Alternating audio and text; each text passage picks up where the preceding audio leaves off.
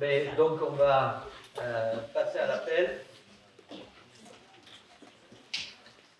Alors, Catherine Bertin, Daniel Boucher, donc est remplacé par M. Fourcade. Christiane Casimajou, Didier Casimajou. Hein? Ah, il est là. Donc, Didier Charlot, Dominique Clavier, Bernard Daney, François Dora, Jean-Marc Depuy, Mylène Doro, Bernard Dréau, Laurence Ducos, Patrick Expert. Alors, donc, de Barsac, la Catel, elle n'est pas là. Non, bon. Donc, c'est la nouvelle, je comptais la présenter, mais bon, voilà. Elle n'est pas là, on verra par la suite. Laetitia Faubé, donc, est remplacée par Pouvoir à toi. Didier, c'est toi. Thomas Filiatre, il arrive. Maryse Fortinon, Michel Garat, Jérôme Gauthier donc a suppléé par Dominique Castet. Voilà, bienvenue. Donc Alain Giroir donc est représenté, a donné pouvoir à M. Pelletan. Vincent Joanneau, Pierre Laïto, Michel Latapi, Corinne Loland, Julien Le Tacon a donné pouvoir à Jean-Patrick Soulet, André Massieu, Bernard Mateil a donné pouvoir à Jean-Marc Depuy, Valérie Ménoré a donné pouvoir à Mylène Doro, Jean-Bernard Papin, Frédéric Pédurand, Patricia Peigné, Jean-Marc Pelletan, Jean-Claude Pérez, Denis Pernin, Maggie Perronin, Sylvie Porta, Alain Quérens, Audrey Rénal. Bon, elle va arriver? Bon, d'accord, ok. Denis Rennes, Françoise Sabatier-Quérel, Jean-Patrick Soulet et Aline Techné. Voilà. Donc, je vous propose donc de désigner un secrétaire de séance. Donc, ce soir, je le propose, c'est la première fois d'ailleurs. Donc, je propose que ça soit tenu par Alain Quérens, si on est d'accord. Est-ce qu'il y a quelqu'un qui est opposé, qui s'abstient? Donc, le secrétaire sera Alain Quérens ce soir. Et nous passons. Comment?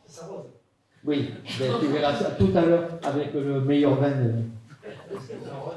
Bon, allez, on passe aux décisions. Donc, décision 2024-04, signature d'un contrat de reprise des matières issues de collecte sélective avec l'entreprise Paprec pour 2024-2026. Décision 2024-05, demande de subvention fonds vert pour études sur le tri des biodéchets. Décision 2024-06, attribution du marché sur l'étude préalable à l'instauration d'un tri de biodéchets à l'entreprise Verdicité pour un montant de 34 320 € TTC. Décision 2024-016, avenant numéro 1, 07, avenant numéro 1 au marché de travaux d'arasement du seuil et vidange partiel du lac de la Romée suite à l'arrêt du chantier pour cause d'intempéries pour un coût supplémentaire de 7 089 € hors taxe. Je vous rappelle qu'au démarrage, ils voulaient demander 30 000 €. Donc on a quand même bien progressé sur la question. Décision 2024-08, convention de prêt de matériel entre le RLP et le cinéma luxe de Cadillac. Décision 2024-09, attribution du marché de programmation pour la requalification du gymnase communautaire et des salles attenantes de Cadillac à l'entreprise AM Sport Conseil pour un montant de 30 495 € TTC. Décision 2024-10, signature du contrat de reprise filière métal avec l'entreprise Arcelor pour 2024-2029. Voilà les décisions du président. Donc, maintenant, nous passons à l'approbation du PV du Conseil communautaire du 24 janvier 2024. Est-ce qu'il y a des remarques ou des observations? Oui. Donc, effectivement, je ne suis pas présent lors du vote de la rétrocession. Oui, oui, le micro, Michel. Où tu viens, le micro, là? Parce qu'on ne t'entend pas. De mémoire. Donc, effectivement, donc, il s'agissait de la rétrocession du stade de football de Sainte-Croix-du-Mont, donc après une médiation. Donc, bon, je vous fais grâce puisque le président a pu vous expliquer tout ça. Donc, comme j'ai reçu le compte rendu, j'ai vu quelques observations, donc un peu blessantes. Quand j'ai lu de la part de Vincent Joanneau qu'il n'y avait plus d'équipe ou je ne sais pas quoi à Sainte-Croix-du-Mont, qu'il y avait seulement une vingtaine de joueurs, ça c'est très péjoratif quand même. Pour notre village, parce qu'en réalité, il y a 63 licenciés, plus des dirigeants, plus des éducateurs, dont 27 concernant notre communauté de communes, et donc le reste émanant d'autres communes voisines. Donc je trouve quand même ces propos un petit peu non élégants vis-à-vis de notre commune et du maire que je suis. Voilà ce que je voulais dire. Parce que je disais tout à l'heure en préambule, lors de la CLEC, quand on ne sait pas, on demande, ou alors on fait comme quand on saute d'un avion sans parachute. Vous comprenez ce qui arrive? On s'écrase, quoi. On n'a pas des réflexions comme ça désobligeantes en disant qu'il n'y a presque plus rien à Sainte-Croix-du-Mont. C'est pas bien, quoi, vraiment. Parce qu'il y a quand même 12, il n'y a que 12 enfants de Sainte-Croix-du-Mont. Tout le reste, c'est des enfants de l'extérieur. Voilà. Donc, merci d'avoir bien entendu mon intervention. Ok, il faudra un peu s'appliquer à se respecter un petit peu plus, d'une manière un peu plus élégante. Merci. Voilà. Merci bien. Donc, est-ce qu'il y a d'autres observations, de remarques? Non. Donc, on va passer à l'approbation. Attendez, prenez vos appels alors du coup. Je ne sais pas où vous êtes dynamique. Bon, voilà. Bon, donc le scrutin est ouvert.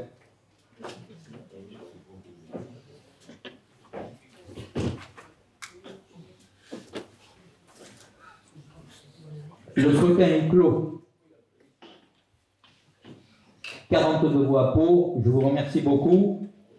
Donc on passe à la première délibération de ce conseil communautaire qui est la DOB, donc qui est présentée par notre collègue Dominique Clavier.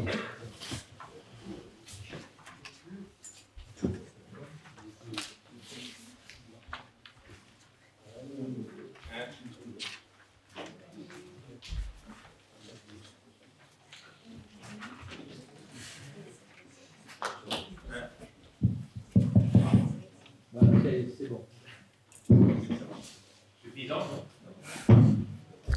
Bien. Alors, c'est pas la DOB, c'est le DOB, document d'orientation budgétaire. Bon, faut toujours garder un petit peu du nouveau. Non, pour le coup, ça pourrait paraître péjoratif. Non, ça dépend. Bien, plus sérieusement. Donc, effectivement, le DOB, puisqu'on va employer cet acronyme, c'est le premier qu'on présente dans la communauté de communes. Premièrement, je rappelle qu'il n'est pas, au terme de la loi, il n'est pas obligatoire dans une EPCI de notre type, puisqu'on n'a pas de commune qui dépasse 3500 habitants. Ça, c'est le cadre légal. Pour autant, ça ne nous empêche pas d'en faire. Et je pense qu'effectivement, le DOB est un document qu'il faut absolument qu'on ait, parce que c'est le seul qui permet de voir effectivement, d'avoir une lisibilité de nos comptes. On n'est pas dans un exercice budgétaire où là on aligne à l'euro près une comptabilité publique. C'est de la compta, c'est pas de l'analyse ni de la gestion. Donc on a besoin de ça, et on a besoin également de voir, à partir de ces éléments-là, quelles perspectives on peut dégager. Donc à ce sens-là, le DOB est pour nous un document à la fois de transparence et aussi un outil indispensable pour gérer la communauté de communes, quelle qu'elle soit d'ailleurs. Deuxième chose, en premier lieu, je voudrais remercier les équipes qui ont travaillé là-dessus, c'est-à-dire les services finances avec Marie-Noël Clavert qui est là et Marion Claverie sur le RH, sous la houlette du DGS. Qui ont fait un gros travail parce qu'il y avait trois challenges à relever. D'abord, eux, ils arrivaient dans le PCI, donc c'est difficile quand on prend le train en marche d'aller rechercher l'histoire, qui est quelquefois compliquée, on le sait tous, et puis qui est quelquefois dans la mémoire des uns et des autres qui ne sont plus là. Donc ils ont fait ce travail, qui est à la fois pénible, mais qui permet d'aller au fond des choses. La deuxième chose, c'est qu'il fallait assurer aussi le passage en M57 en même temps. Donc, il y avait quelques manipulations à faire, on les a tous fait en commune, mais ça rajoutait un petit peu à l'exercice. Et le troisième challenge qu'on avait, c'est qu'on a changé le logiciel, donc il fallait intégrer aussi tous ces comptes dans le nouveau logiciel. Et ils l'ont fait, c'est un gros travail, et ce logiciel, aujourd'hui, je pense qu'on peut dire que c'est un bon choix, va nous permettre effectivement de faire du contrôle de gestion, ce qu'on ne pouvait pas faire avant avec l'équipement qu'on avait à disposition. Donc voilà, on va rentrer dans le vif du sujet. Donc un DOB, c'est aussi un exercice de prévision. Donc il y a deux choses qu'il faut qu'on soit conscient les uns des autres. C'est une trajectoire qu'on fixe. On la fixe pour 2 ans, 3 ans, 4 ans, 5 ans. Et ce qu'il faut se dire, c'est qu'aujourd'hui, personne d'entre nous n'a la science infuse, donc ce qui va se passer dans 6 mois, 1 an, 2 ans, 3 ans, on ne le sait pas, et ça peut avoir une incidence extrêmement forte sur notre collectivité, comme sur l'ensemble de la nation, et vous pouvez, en regardant les actualités, voir qu'il peut se passer plein de choses. Donc, cette trajectoire, c'est effectivement l'intérêt, c'est de la fixer, et puis à tout moment, de contrôler si on est dans cette trajectoire, c'est-à-dire de dire, on en dérive, qu'est-ce qu'on corrige, qu'est-ce qu'on annule, qu'est-ce qu'on refait différemment. Donc c'est un contrôle permanent, d'où la nécessité de parler nécessairement de contrôle de gestion. Et la deuxième chose qu'il faut aussi accepter dans cet exercice, c'est qu'on fait une prédiction. On prend des hypothèses, on essaye de prendre des hypothèses qui sont le plus raisonnables, mais le plus réalistes. Alors c'est difficile parce que les hypothèses qu'on prend, c'est des choses assez complexes. On est en train de parler de l'inflation, de la politique sociale de l'État, du coût des matières premières. Donc effectivement, on prend un certain nombre de dispositions en fonction de taux qu'on va vous indiquer. Et là aussi, c'est ce que je disais sur la trajectoire, c'est qu'il faudra contrôler si ces hypothèses sont toujours la vérité ou si il faut réadapter à tout moment ce qu'on a imaginé. Donc, voilà l'Europe. Donc, vous avez eu le document. Vous avez eu le document. Il est assez dense. Je crois qu'il a plus de 50 pages. Ce que je vais vous dire ce soir, d'abord, je m'excuse auprès des membres de la commission finance, parce qu'on a déjà fait l'exercice ensemble, donc il n'y aura rien de nouveau par rapport à ce que j'ai dit en commission finance.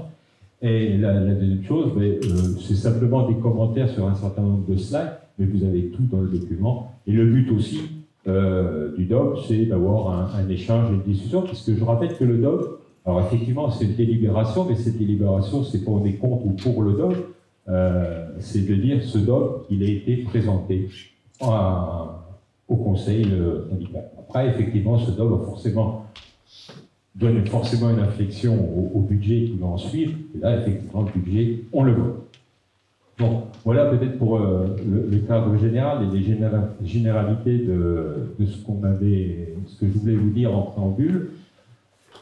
Donc, on va regarder un certain nombre d'items sur le BGS. On peut en cliquer un.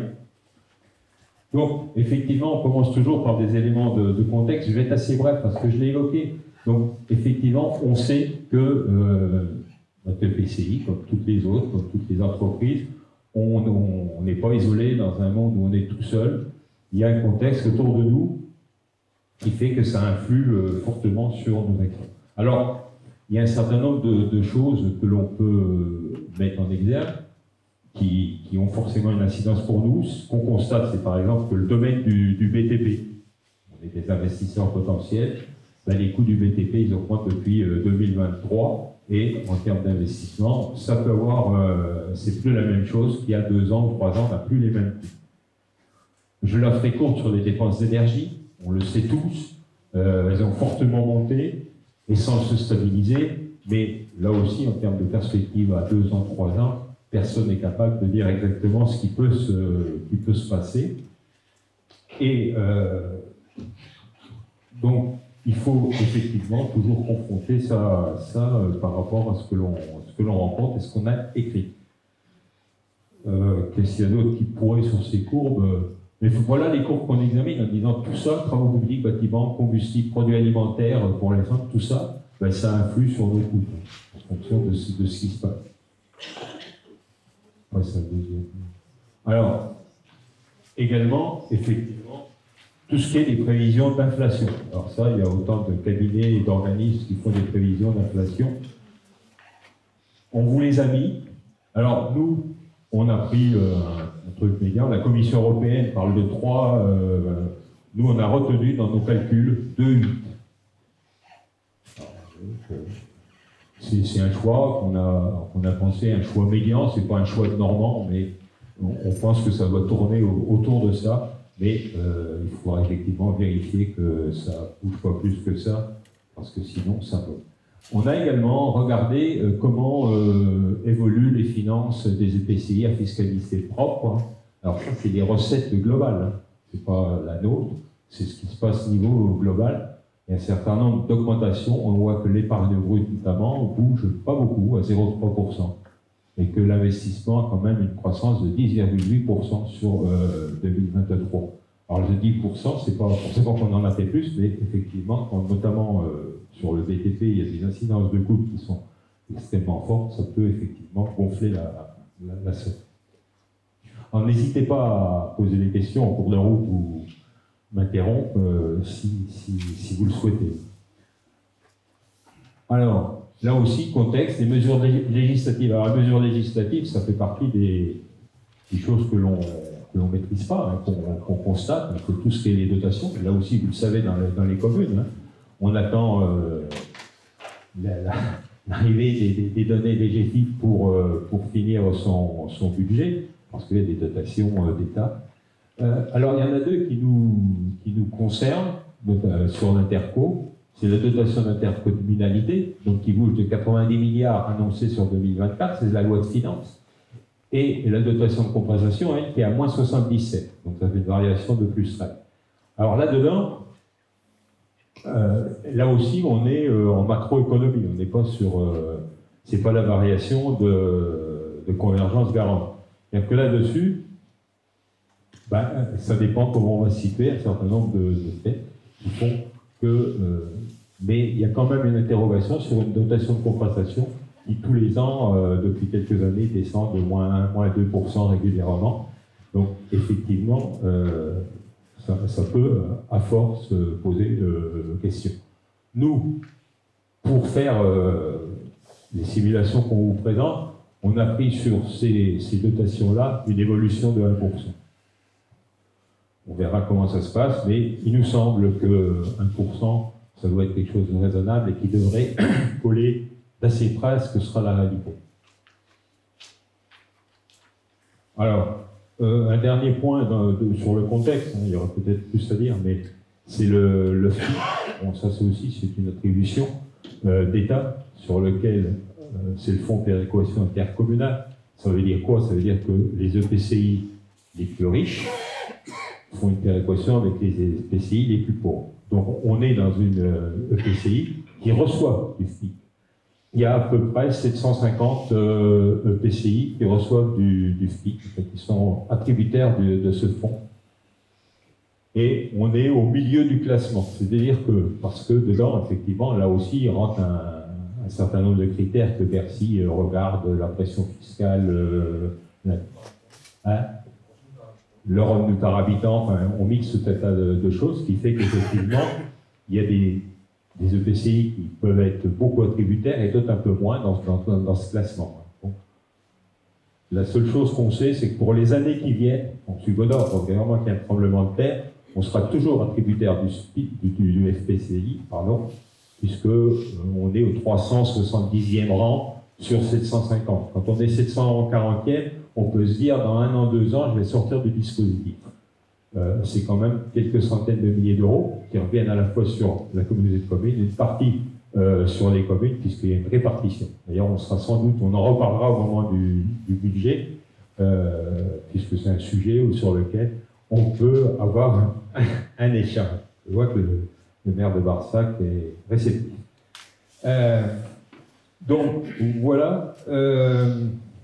Mesures fiscales, alors, on peut parler de quand même 2 choses qu'il faut regarder. C'est la possibilité, parce qu'en fait, on a peu de possibilités sur le fiscal de jouer.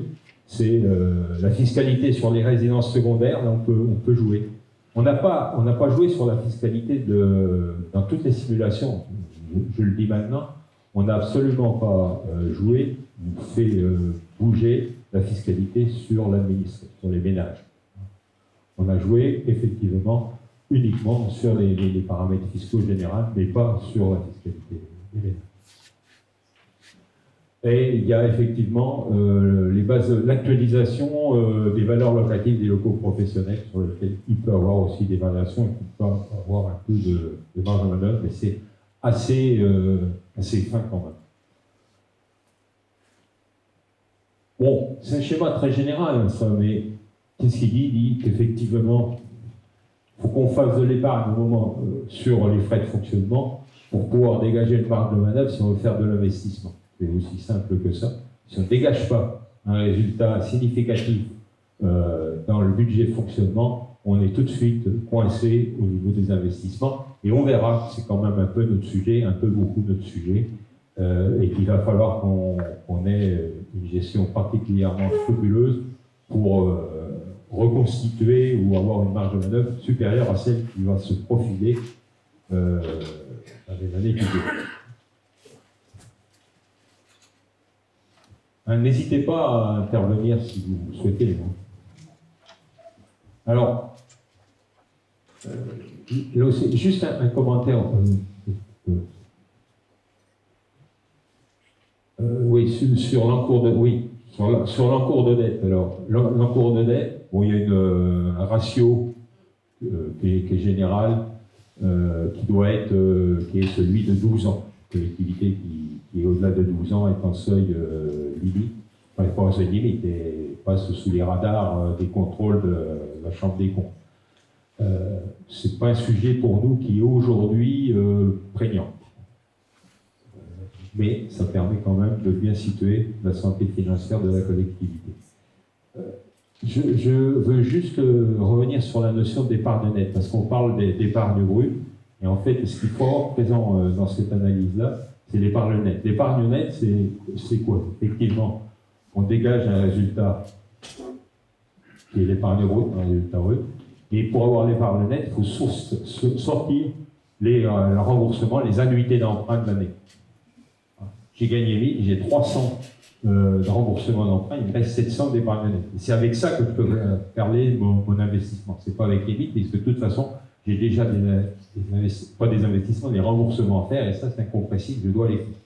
Donc, dans toute cette analyse, on travaille sur l'épargne nette, parce que c'est vraiment ça l'indicateur réel qui permet de voir nos marges de manœuvre. Alors, comment se passent nos recettes de fonctionnement? Alors, première ligne, vous avez l'impôt et taxes. Alors, l'impôt et taxes, c'est 2 chiffres qu'il faut regarder, c'est 2022, 8298, on va parler en kilo-euros parce que ça sera plus simple, et 2023, 8 millions, enfin 8,909, ce qui fait une progression très significative, mais elle est due à quoi? Elle est due au fait que, effectivement, c'est la revalorisation décidée par l'État des valeurs locatives. Ils les ont fait varier de 7,1, on fait varier la base de 7,1, forcément, ça fait du produit. Mais ça, c'est ou de l'effet d'aubaine, c'est quelque chose que l'on ne maîtrise pas, parce que c'est une décision de l'État. En 2024, c'est 3,9. Quelles seront dans les autres années on ne sait pas. Mais ce saut, j'allais dire, ce saut de fiscalité, c'est uniquement dû à ça. On n'a pas touché de curseur particulier sur ce point-là. On a mis aussi les produits exceptionnels. Ça a un impact chez nous, du moins cette année, et ça peut fausser le débat. Produits exceptionnels, vous voyez apparaître en 2023 544 834. C'est la vente d'un immeuble. Donc ça, c'est une fois, on l'a vendu, ça ne va pas se reproduire. Donc ça veut dire que sur le résultat de 2023, c'est 1,5 million, mettons, on va sortir 500 000 en disant ça, c'est pas récurrent. On a 500 000 de remboursement, il nous reste 500 000 pour investir.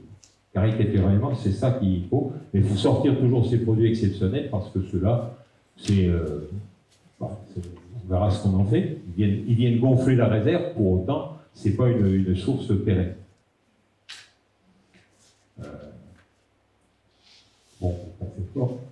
Bon, ça c'est effectivement la visualisation un petit peu différente, qui montre qu'effectivement, une grande partie de nos recettes, c'est ce qu'on appelle la fiscalité locale, encore que le local soit, comment dire, c'est pas forcément le terme que j'aurais choisi. Effectivement, c'est les bases de notre société, mais les taux, puisqu'on est pour un certain nombre sur des compensations de TVA faites par l'État. Donc c'est du local à demi, puisque l'État compense la taxe d'habitation et l'État compense effectivement la CVAE également. Donc,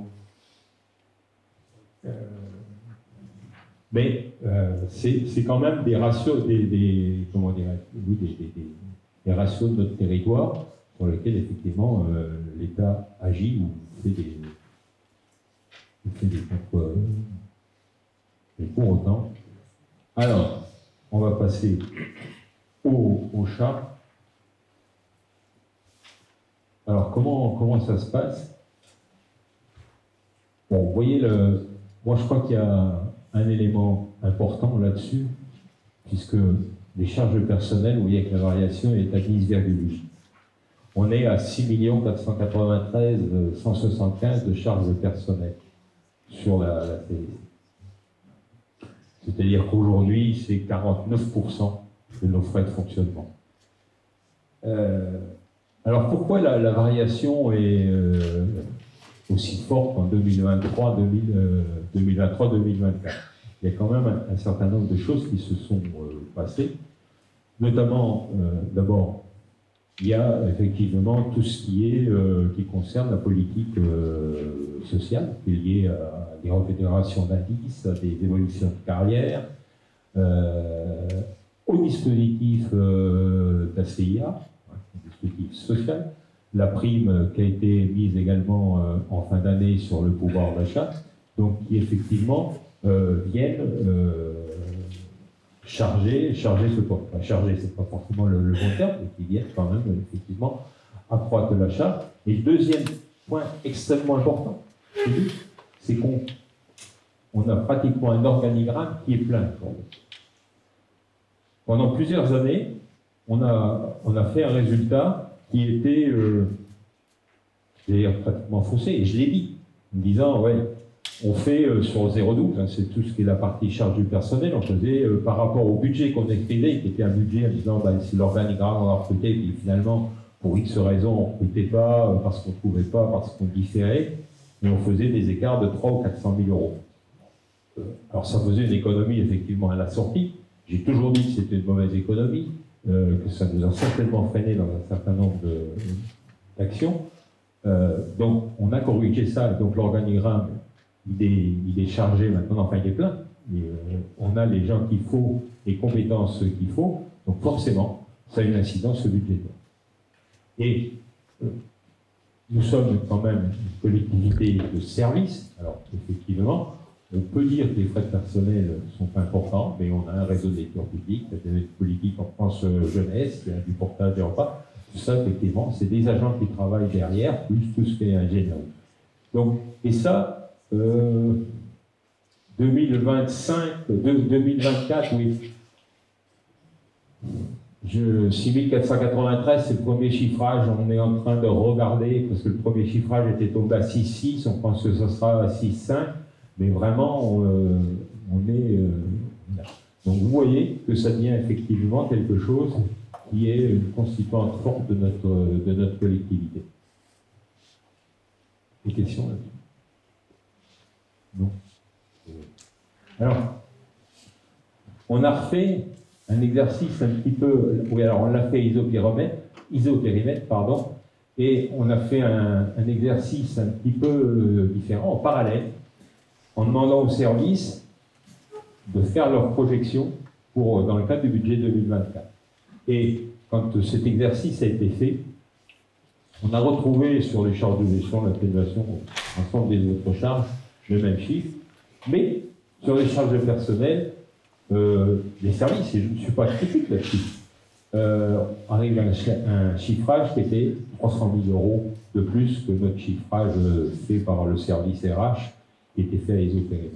Vous voyez bien qu'on a déjà fait des arbitrages, parce que ce chiffrage-là faisait que, effectivement, nos frais de personnel, si on était accédé à toutes les demandes, qui peuvent être légitimes, pas le tout c'est de savoir si on peut se les payer, ce qui est un autre sujet, on était sur quelque chose où les charges de personnel représentaient pratiquement un peu plus de 50%, ce qui devenait quand même extrêmement difficile, mais encore une fois, je redis, dans les charges de personnel, retenez quand même que 50%, grosso modo, c'est la politique en France jeunesse. Donc, c'est aussi un engagement politique fort. Il a un coût, c'est bien.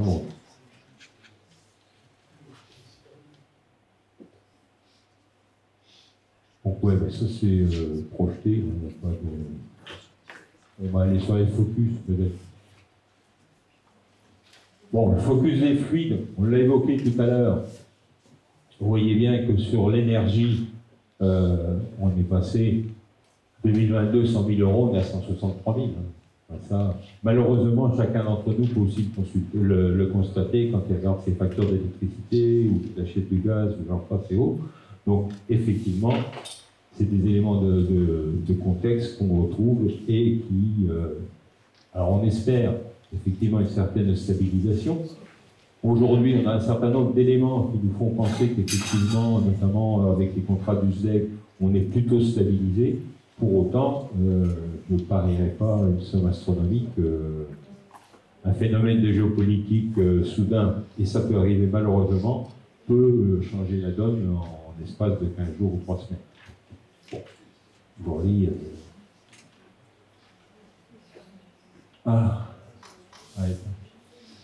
Alors, ça, effectivement, c'est des dépenses de personnel qui sont décortiquées, je veux dire, entre les titulaires, les non-titulaires et les charges sociales. Vous voyez comment ça se découpe. Donc, effectivement, on retrouve bien la somme de 6,5 millions, 6,5 millions qui est annoncée dans le tableau précédent.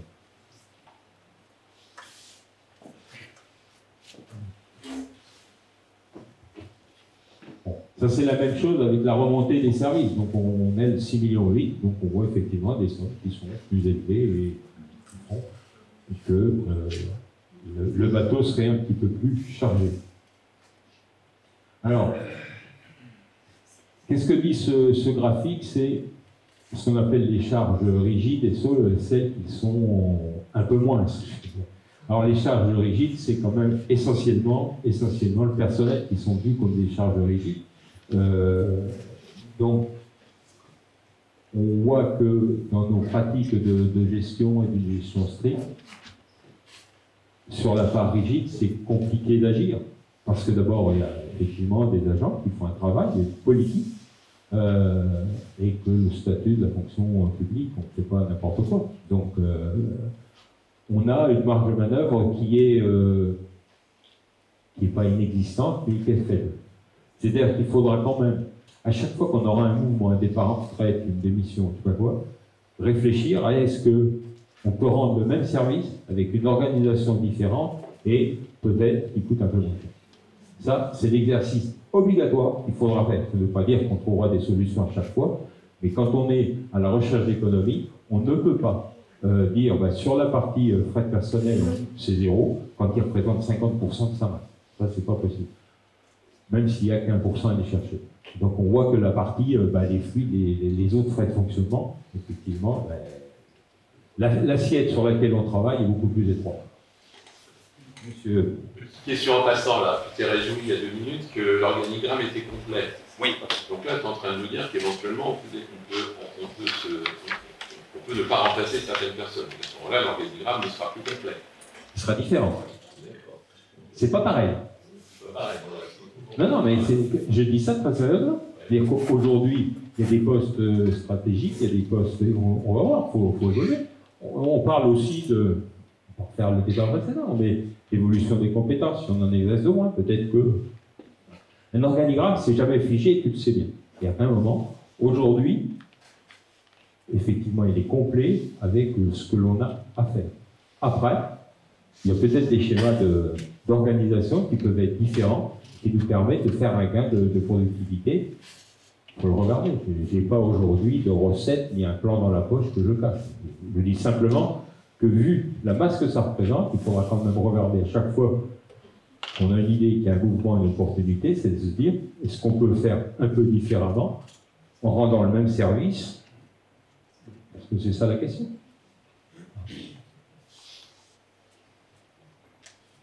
Alors, l'endettement de l'EPC, oui. Il y a d'autres questions là-dessus? Oui.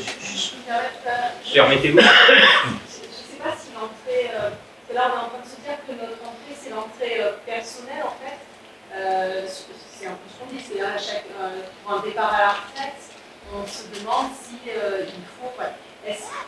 J'ai la faiblesse de penser que si les agents, si on leur demande le même travail, ce sera compliqué de faire avec moi.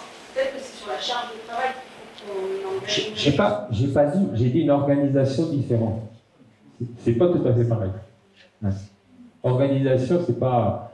J'ai une personne, j'ai 2 personnes, il y en a une qui s'en va, on fait le même boulot à elle tout seul. C'est pas ce que j'ai dit. J'ai dit, c'est une organisation différente. Ouais. Non, mais les mots sont importants.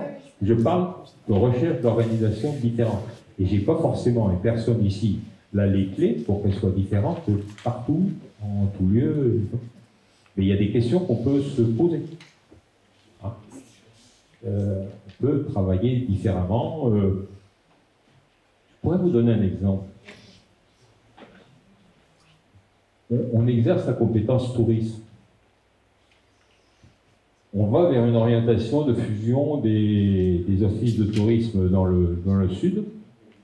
On va se poser la question, quelle charge de personnel qui existe aujourd'hui au sein de la CDC, on doit garder ou transférer en fonction de cette nouvelle organisation qui devrait être plus performante. C'est tout ce que je dis. Et il y a des exemples comme ça. Il y a des exemples. Dans cela, ça veut bien dire que c'est la charge de travail à l'échelle de la CDC qui diminue, qui amène une économie. Il peut y avoir une charge de travail qui n'existe plus, et encore une fois, je pense qu'à certains endroits et sur certaines choses, on peut sans doute avoir une organisation un petit peu différente. Mais il ne faut pas croire qu'on va trouver 500 000 euros. Je ne fais pas dire ce que je n'ai pas dit. Et on parle bien de garder effectivement la même qualité de service. C'est un vieux truc qui traîne, là, que j'entends de temps en temps à la télé ou à la radio, il faut faire la même chose avec moins. Alors c'est une équation qui est assez difficile, je l'entends. Mais pour autant, on ne peut pas être là-dessus, c'est dire, on va continuer comme ça, il faut qu'on contrôle. Alors, l'endettement de l'EPCI, aujourd'hui, on ne peut pas épiloguer là-dessus. Il est fait parce qu'on n'a pas emprunté. Donc forcément, plus le temps passe, plus il diminue. Il y a bien un jour où il faudra retourner à l'emprunt. Enfin, au moins aujourd'hui, c'est quelque chose qui ne nous plombe pas. Bon. Effectivement, donc ça c'est l'illustration graphique. Aujourd'hui, notre capacité c'est 5 années,5 en 2022. Ça ne change pas beaucoup en 2023. Vous voyez bien qu'on est bien en dessous du seuil d'alerte de 12 ans. Mais,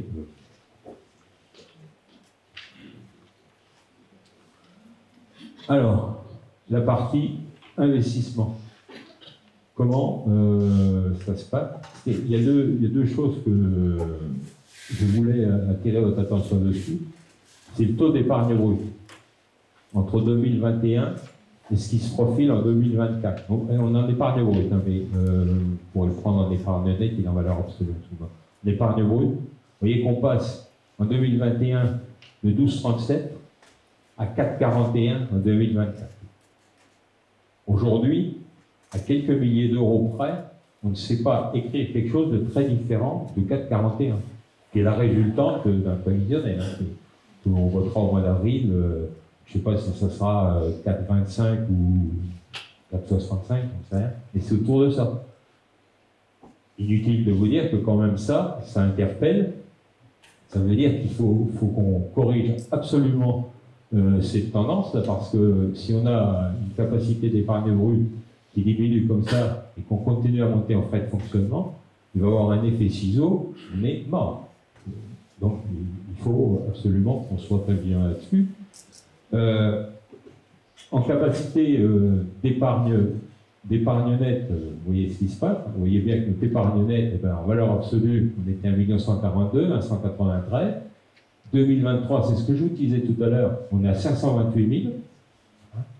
On parle bien d'épargne nette, c'est-à-dire que j'ai sorti la vente de la rue de l'Œil, j'ai sorti mes remboursements d'emprunt, il nous reste 528 000 sur lequel on peut dire, ça je le destine à l'investissement. Et 2024, là, si tout se passe, on est à 58 000, on fait une année blanche. Ça, il ne faut pas le faire 50 fois de suite. Même beaucoup moins. Monsieur Gara. Oui, juste une question sur cette année blanche, c'est-à-dire 2024. Quand on est à 58 233 sur une prévision comme celle-là, ça veut dire qu'on est à zéro. Et qu'on a un risque, oui, un risque non nul, comme on dit. Non, mais c'est très présent. Un risque non nul, comme on dit en statistique, d'être négatif, avoir une CAC nette négative en 2024. Est-ce que j'ai raison? Si toute chose égale par ailleurs, si on ne fait pas des efforts. On peut faire. À ces niveaux-là, on peut faire un scénario catastrophe. On sort à l'envers. Ou parce qu'il y aura 2-3 événements qui vont nous porter, 2-3 choses qui vont faire. Au lieu de faire 58 000, on fera 150 000. On ne fera pas 400 000. Ça, je le sais. Bon, je le sais, parce que j'ai regardé les comptes. Vous pouvez le faire pareil, on ne fera pas 300 000, c'est pas vrai, c'est pas possible. Ça peut faire 150, ça peut faire moins 20. Ouais. Donc on risque d'être encore dans un taux, on sera encore dans un taux d'épargne brute très inférieur au seuil que vous avez précisé, de 10 et de 7. On peut allumer une lumière quelque part pour avoir éventuellement la chambre régionale qui s'intéresse à nous. Est-ce que je me trompe pas? Est-ce que c'est écrit dans le rapport? J'imagine qu'on nous l'a écrit pour qu'on en soit conscient. On soit conscient qu'il va y avoir sérieusement des économies à faire sur le fonctionnement. Sachant, comme tu l'as dit, qu'il y a une coefficient de mobilité à 70%, donc je veux dire, la marge de manœuvre, elle n'est pas très. Elle est compliquée. Elle est compliquée. Et concernant le fonctionnement sur le personnel, quand on dit on va faire aussi bien avec moins, ça c'est pas vrai. C'est-à-dire à un moment donné, on va être obligé d'avoir. J'ai dit que j'avais entendu à la radio, j'ai pas dit. Mais il ne faut pas écouter ce qu'on dit à la radio, il ne faut pas croire ce qu'on dit à la radio. Mais clairement, on va être obligé à un moment donné de diminuer des services. Je vais commencer à se mettre ça dans la tête. Alors je ne dis pas supprimer des services. Je veux dire peut-être diminuer l'ampleur de certaines choses. Si on ne fait pas ce travail, on n'a aucune chance de diminuer les frais de fonctionnement, parce que ce dont j'entends parler à chaque fois quand on parle d'abandon des compétences, ici, on a parlé des routes par exemple, les routes, ça n'entraîne pas des frais de fonctionnement. Non. Donc c'est pas en transférant, ça aura d'autres conséquences sur le budget communautaire, mais ça n'aura pas de conséquences sur le fonctionnement, sur le budget de fonctionnement de la communauté.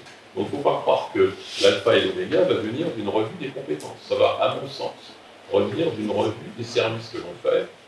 À quel coût rentrent ces services et est-ce que certains ne sont pas devenus trop chers? Est-ce qu'on a calculé par rapport aux moyens qu'on a?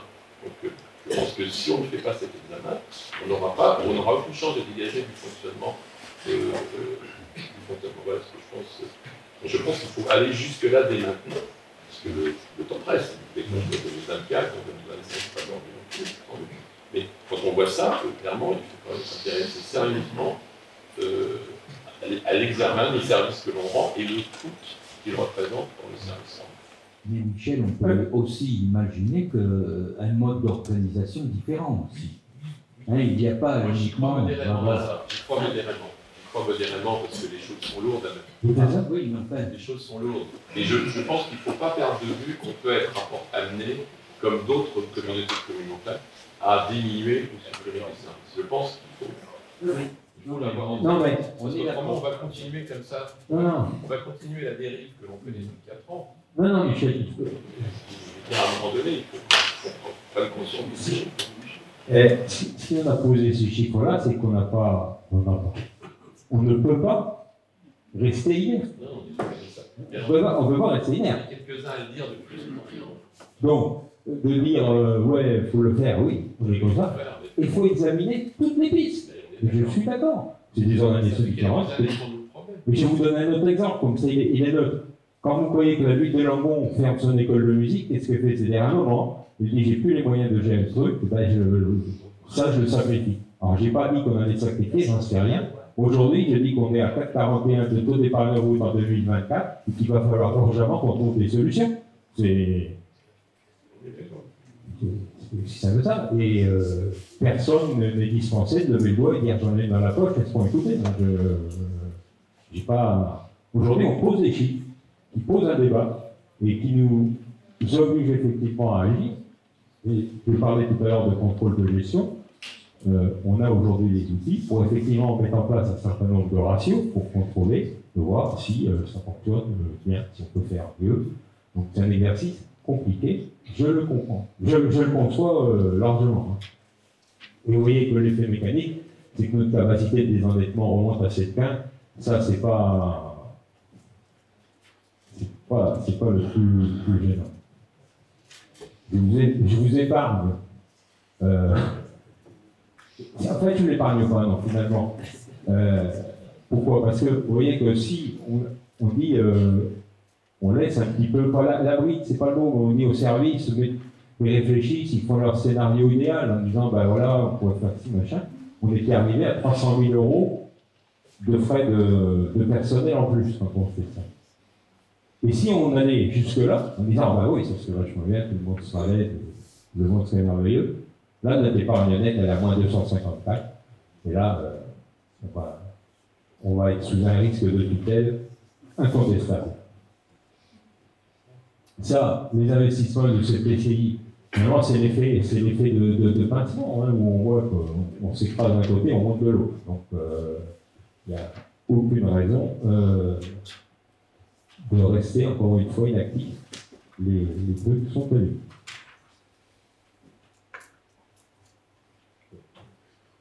Le graphique part pour lui. Alors,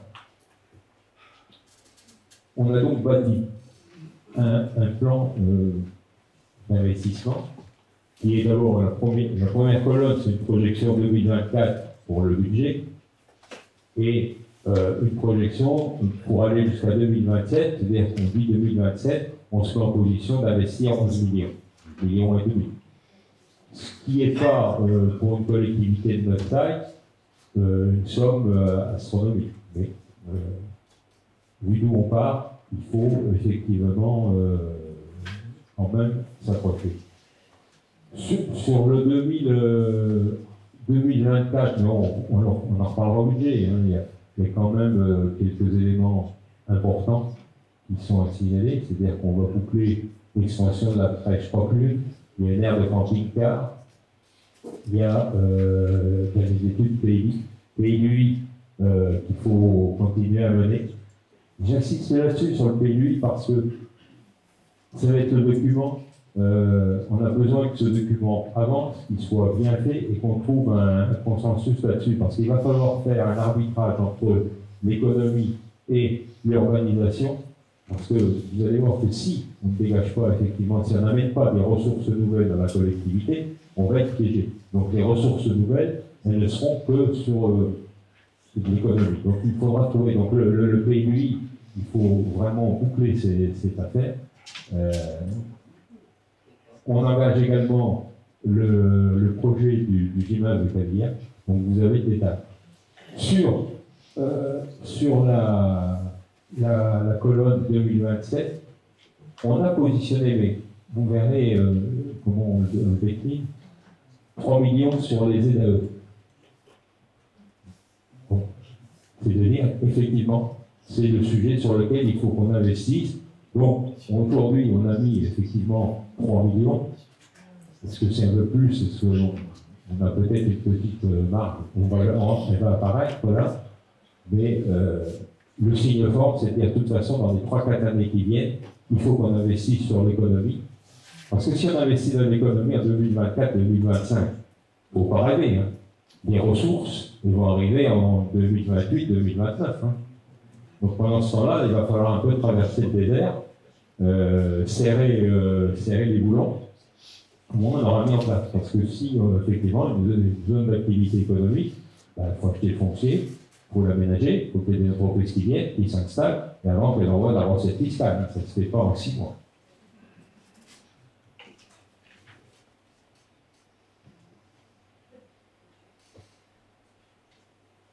Question? Ou remarque, c'est un débat d'orientation budgétaire. Hein. Question sur la une solo en jaune, organisme c'est quoi ça? Alors, attends.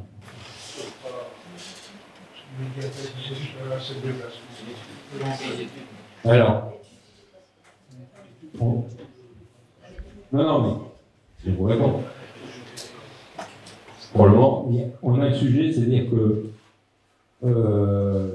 les locaux, il y a le siège de la communauté de communes, on est plein. Et il faut qu'on trouve une solution. Je vais dire, on est plein. Le service finance, il y a un bureau, ils sont 5, il y a 4 places. On peut bien qu'il y ait du télétravail, il y a un machin, ça devient compliqué et on est même, comment dire, interrogé par les organisations représentatives du personnel sur effectivement la qualité des locaux, ou du moins le confort qu'on peut avoir. Donc, le constat, c'est celui-là. L'idée, alors il faut regarder parce que, alors je comprends bien que ça va peut-être coûter une étude. L'idée pourrait être de dire, on prend la médiathèque, on la met à Chabat et on récupère tout le bâtiment pour mettre tous les bureaux. Est-ce que c'est jouable? Est-ce qu'on trouve un accord avec la commune de Ponensac pour que ça se passe de façon équilibrée dans les dépenses des uns des autres? Alors aujourd'hui, je ne sais pas, on cherche une piste pour effectivement dégorger le ciel, enfin pas le dégorger, trouver une solution pour que nos agents puissent travailler dans des conditions acceptables. Correct. Donc on a ce sujet-là. Alors on a une deuxième piste, c'est-à-dire qu'on a deux bâtis à côté de la médiathèque. Il faut aussi qu'on regarde ce qu'on peut faire. Aujourd'hui, c'est compliqué de faire travailler les agents dans le...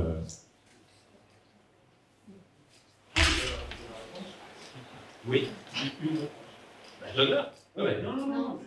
Ah, pardon. Non, je pensais que tu avais une solution. Non. Aujourd'hui, c'est une question, c'est pas une piste de réflexion. C'est une piste de réflexion parce que. Encore une fois, ce sujet-là est posé. Et moi, aujourd'hui, aucun de mes collègues, on a dit on va faire ça. On cherche des pistes la plus intelligente, la plus possible, parce que transférer la médiathèque à Chabat, c'est intéressant culturellement. Je le dis bien. Je vais dire, sauf que, il faut trouver un accord, on n'a pas entamé de discussion là-dessus, mais je parle sous le contrôle de notre ami. C'est-à-dire, on transfère la médiathèque sur un bâtiment qui n'est pas à nous, et on n'utilise qu'une partie. Parce qu'il y a 3 étages ou 4 étages, et pour faire une médiathèque, là on sait qu'il faudrait 12 étages. Donc c'est de dire, qui paye quoi? Comment on fait? Est-ce que c'est pour l'instant qui paye l'investissement et nous on signe un bail et on s'engage pour 18 ans? Je sais pas, il y a plein de solutions à regarder. La seule chose dont on est sûr, c'est qu'aujourd'hui on a un problème de siège social, enfin un problème de place de siège social. C'est clair, donc c'est une solution qu'il faut qu'on travaille. D'autres questions? Vous avez calculé les restes à charge par rapport au budget? Alors, oui, bien sûr. Enfin, on a pris pour l'ensemble des investissements des taux de subvention à 64%. Alors, je vous rappelle qu'en collectivité, on pourrait monter à... Enfin, c'est pas on pourrait. c'est 80%. Aujourd'hui, ça n'existe pratiquement plus. C'était avant. Peut-être que 64%, c'est optimiste. Il ne faut pas non plus jeter bébé avec l'eau du bain. On va voir, et puis projet par projet, on verra. Si effectivement le 64 il se transforme en 35, ça ne sera plus le même plan d'investissement. Il faut être clair. C'est pour ça que je vous dis que cet exercice de prévision, il y a un moment, il y a des hypothèses, et si on faudra confronter à tout moment la réalité de ce qu'on, au moment où on réalise la chose, où on s'engage, dire, ah ben non, là, c'est plus 64, c'est 30. À 30, est-ce qu'on fait ou est-ce qu'on fait? Est-ce qu'on fait ou est-ce qu'on ne fait plus? C'est ça des questions qu'il va falloir se poser. Aujourd'hui, on a mis 64. Et quand on dit 64, c'est pas forcément 64 linéaires, hein. Ça peut être 0 sur certaines, 70 sur d'autres. Ouais, mais j'insiste beaucoup sur l'histoire de trajectoire et de pilotage. Oh. Bon. Alors ça, c'est ce qu'on a fait en dépenses réelles d'investissement sur les dernières années. Hein, vous voyez, on parle bien de dépenses réelles. Puisque la dépense totale d'investissement, on parlait effectivement de remboursement de la dette qui est compris dans l'investissement. Mais est-ce que la dépense réelle en termes d'investissement nouveau, 836, 685, 319 en 2023, on n'a pas fait grand-chose parce qu'il y avait pas forcément des choses de près. Et on met un engagement en 2024 à 1 520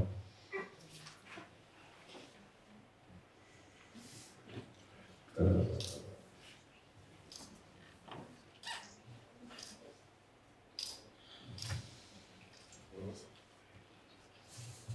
Alors, là aussi, effectivement.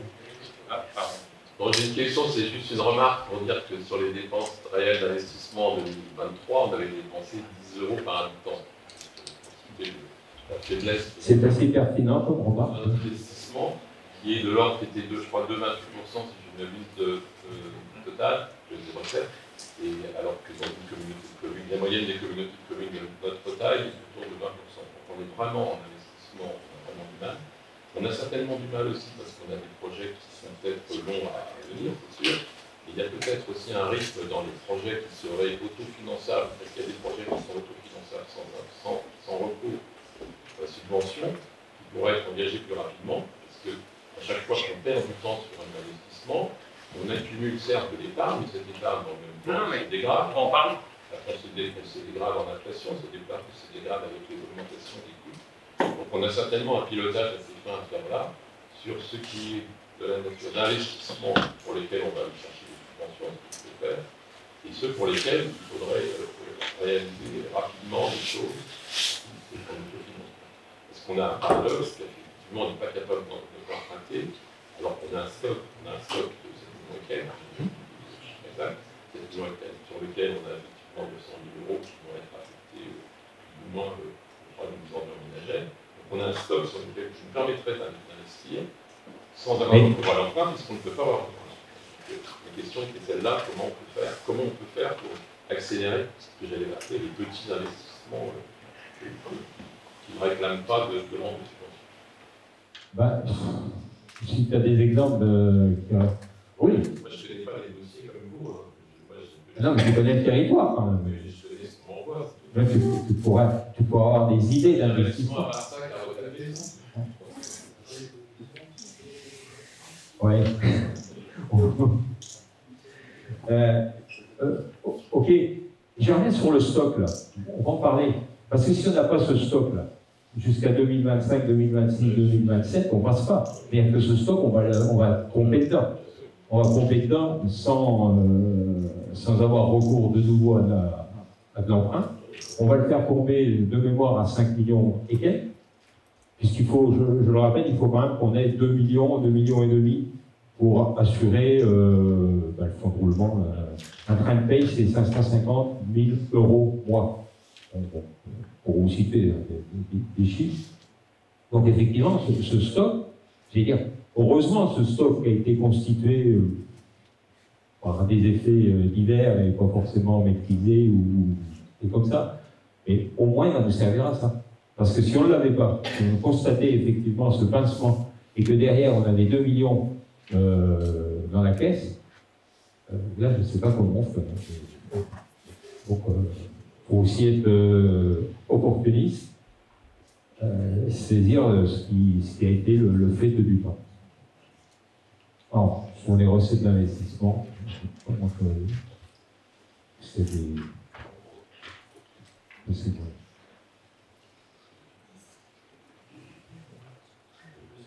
Les ratios, moi je ne sais pas, on vous les a mis, donc vous pourrez. Alors, les ratios, c'est intéressant et à la fois assez dangereux parce qu'on a toujours tendance, quand on a des ratios, à vouloir faire des comparaisons, faire ce qu'on appelle du benchmarking. Alors, quand on fait du benchmarking, il faut être sûr qu'on compare des choses comparables. Et c'est vrai qu'au niveau des EPCI, d'abord, on prend des tranches de PCI qui vont de 30 000 à 50 ou 60 000, ce qui n'est pas forcément la même chose, et qui n'ont pas forcément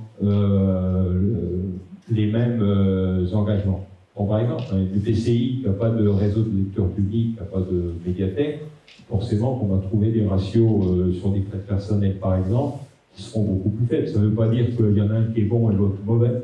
Il y a des choses comme ça. Donc, les ratios, prenons-les comme ça, mais... Juste une question sur les ratios, là. Effectivement, un ratio qui m'a surpris, moi je suis étonné sur le ratio numéro 3, recette de fonctionnement par habitant, on est 420. Si on compare au petit tableau qui est quelque part un peu plus loin, je pense, on s'aperçoit qu'on est pas mal placé en recette de fonctionnement par habitant. Il est par là, je place mon choix derrière, il y a la page d'Astral. Sur la page numéro 34. La page 34. Non, c'est pas ça. 34, il est juste après le... Ah, on l'a. Alors, moi, je ne l'ai pas dans le... Une question, la télé, c'est bon. Mais j'ai quand même le double. On s'aperçoit que pour le N3, là, justement, on est à 420 euros par habitant, alors que la moyenne, sont 30 à 50 000 habitants, ou 15 à 30 000, on est à 377. Donc on n'a pas des mauvaises recettes.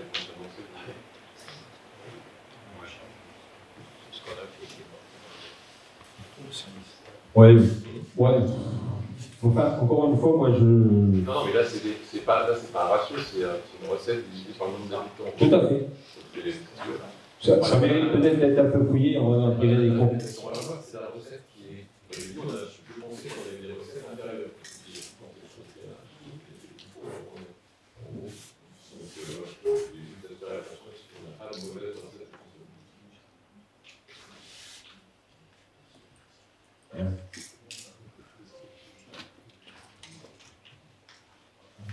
Ah ben c'est ça,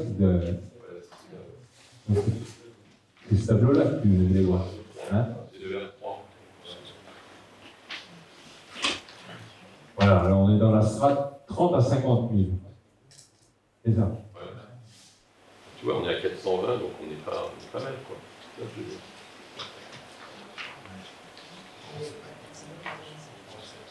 Ah. Bon, bah, c'est une satisfaction.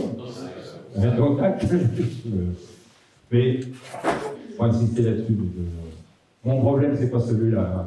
Non, c'est juste pour avoir des choses. Oui, oui. Parce qu'on a les moyens. On peut avoir les moyens. Donc, allez. Qu'est-ce qu'il y a à dire là-dessus? Ouais, non, j'ai perdu le fil de l'audition. Les ratios de la collectivité. Oui, on parle du taux d'épargne brute. Donc, ce qui est intéressant, c'est que sur les simulations qu'on fait, les projections, en mettant nos recettes, en les faisant progresser en fonction des critères qu'on vous a donnés tout à l'heure, notamment le 1%, des choses comme ça, et qu'on décline notre plan d'investissement à 10 millions ou 11 millions, hein, en tête, on dégage un épargne brute. Donc vous voyez que le taux d'épargne brute, qui était à 12,28 en 2022, mais encore une fois, c'était comme ça, il descendait de façon assez dramatique en 2024, on arrive, on est sur une pente un peu plus vertueuse puisqu'on remonte à 6,59. Vous voyez qu'il va falloir quand même piloter, je vais dire, de très près pour que nous... Hein? Oui, alors, il y a une explication à ça hein, quand même. C'est qu'on a touché aux bases de CFE. Et l'effet CFE, il tombe en 2025. Vous voyez qu'on passe de 618 à 942. Si on ne touche pas à la TFE, c'est plus la même non plus. Donc, vous voyez qu'il faudra utiliser aussi ce volet-là. Alors, c'est peut-être des fois pas spectaculaire, pas populaire, mais... Alors, juste la courbe. Hein. On voit en 2024 qu'effectivement, là, on est en phase de correctionnelle, si vous me permettez l'expression. Après, on arrive sur les projections qu'on fait, à réécarter un petit peu. C'est encore pas sécure, mais c'est la pente qu'il faut prendre. Il faudra encore écarter, parce que celle-là, elle est encore étroite.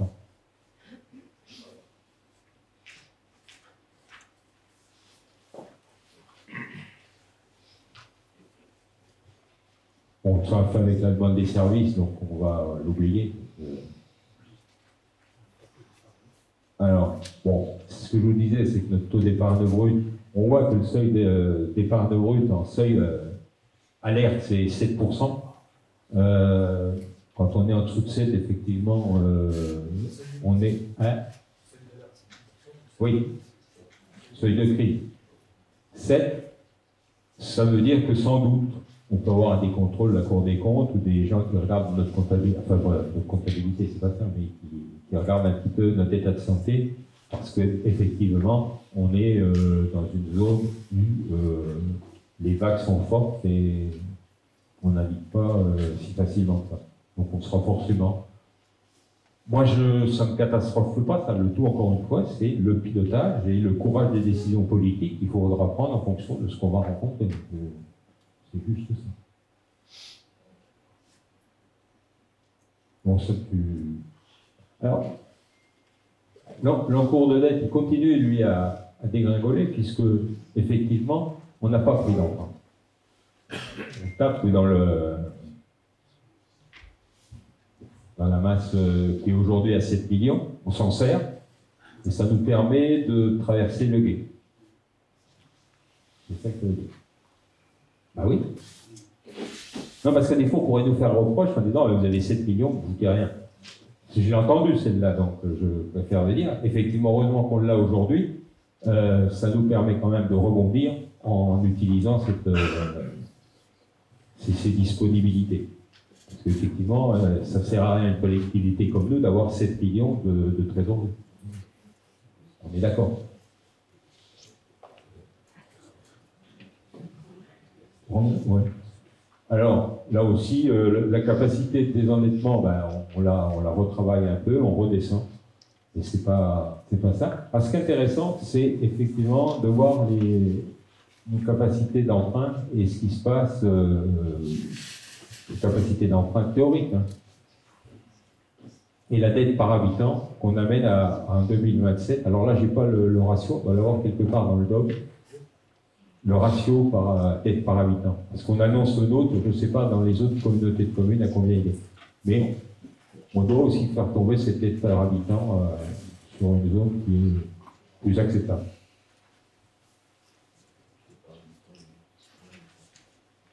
Bon, oubliez ça. Là.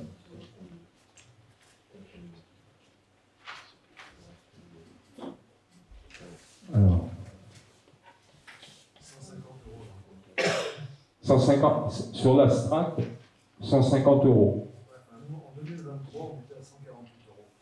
148, alors nous on est en 2023, on est à 148, et la strate est à combien 2023, vous l'avez là? Ah, vous parlez de la strate? Oui. Je parlais de 230. Ah, non, je pensais que vous aviez la strate. Non, non. Oui. Oui, de toute façon, il y a des éléments qu'on va reprendre au budget aujourd'hui.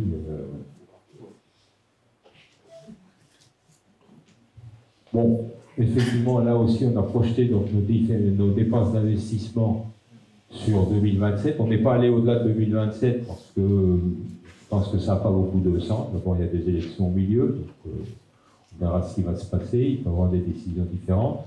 Et puis, faire de la prévision sur les 10 ou 15 ans, on peut dire tout et son contraire, ça n'engage personne. Donc, on voit bien comment, avec une année forte, des années montées en puissance en 2025-2026 sur l'investissement, on doit préparer dans l'année qui vient. Avec effectivement la déclinaison. Bon, hein. Les recettes.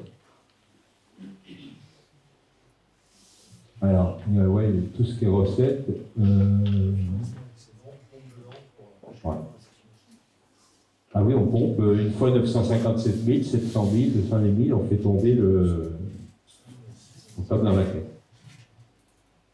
Sachant qu'on ne génère pas beaucoup, hein, puisqu'on ne génère pas beaucoup d'épargne. Et donc, in fine, en 2027, si tout ce qu'on vient de dire se passait à peu près à l'euro près comme on l'a imaginé, on pourrait dire qu'on a fait nos investissements à hauteur de 10 millions et que le stock à la sortie serait de 5 millions 2. Sachant qu'encore sur les 5 millions 2, on se dit qu'il faut garder 2,5 millions pour faire la trésor. Ça peut vouloir dire que si les conditions étaient un peu moins favorables, on peut quand même réinjecter 1 million, 1,5 million pour financer ce qu'on a imaginé. Vous voyez qu'on serait encore sur une zone qui serait acceptable.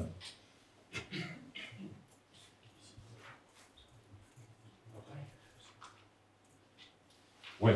Alors ça,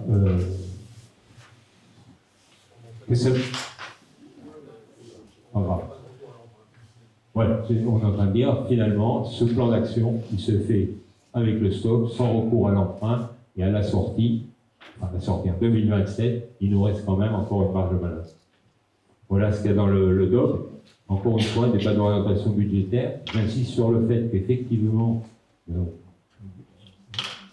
peut en discuter, on va en discuter. Tout va être dans le contrôle et les correctifs, à la fois positifs ou négatifs, qu'il faudra apporter en fonction de la vitesse d'avancement, parce qu'il y a peut-être des projets qu'on ne pourra pas faire à ce moment-là en méthode en piste avec l'isovaleur, ou finalement avoir des conditions favorables qui permettent d'appuyer un peu plus ou un peu moins, je ne sais pas.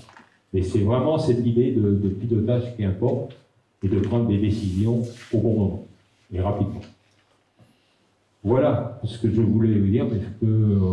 Oui, alors, si, important, puisque cette présentation était faite devant la commission finance, et devant la commission finance, on avait fait une première écriture, notamment sur les ZAE, avec 2 millions d'euros d'investissement. Après l'échange avec la commission finance, il a été décidé à leur demande, et puis dans l'échange, en disant si on veut forcer sur l'économie, il faut qu'on en mette plus. Donc on a porté ce chiffre à 3 millions et on a décliné ce que ça avait comme conséquence, que vous avez vu, comme conséquence, les effets de cet investissement qu'on a forcé. Et puis la deuxième question, le constat de la commission finance, c'est celle-là, c'est gestion, pour effectivement maîtriser nos frais, ne pas être bouffé par les frais, et pouvoir contrôler et avoir des frais qui correspondent aux recettes qu'on a en face et permettent de faire d'investir. Voilà. Je laisse la place au débat. Et je peux répondre. Oui, juste, je voudrais faire une remarque. C'est un travail, vous vous rendez compte, on l'avait d'ailleurs fait remarquer en commission finance, un travail absolument gigantesque et qui nous permet d'avoir non seulement un état de la réalité de notre situation budgétaire, mais aussi des orientations.